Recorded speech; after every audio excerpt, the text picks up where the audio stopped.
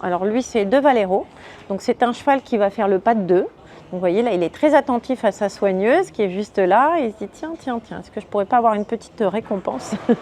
C'est un cheval qui a lui maintenant 13 ans, donc il commence à être assez confirmé. C'est un beau cheval de dressage qui a vraiment des allures et qui sait se présenter en piste avec beaucoup de souplesse, une très belle locomotion, donc c'est toujours un plaisir de partager la piste avec lui.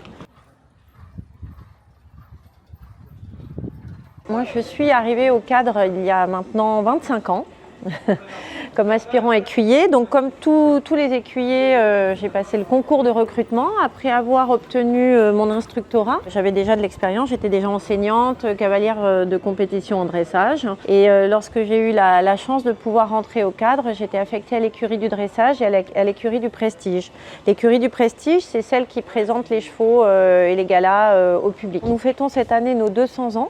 Donc il y a vraiment un aspect patrimonial très important pour nous, c'est vraiment un anniversaire qu'on a fêté un petit peu toute l'année, mais là le point d'orgue à Narbonne est vraiment important puisque c'est la première fois qu'on va présenter notre spectacle Destin lié complet, c'est-à-dire avec l'enchaînement, le texte, les décors, etc.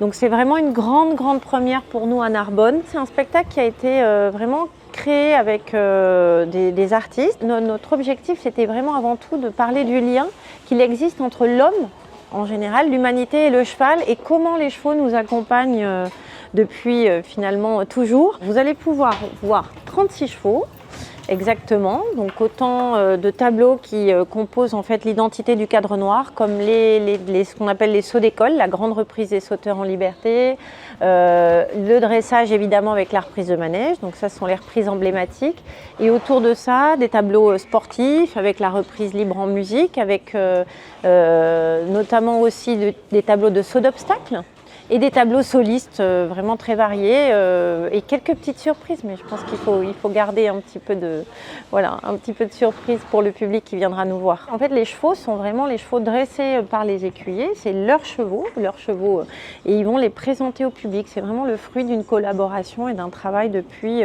au moins 6 ans minimum.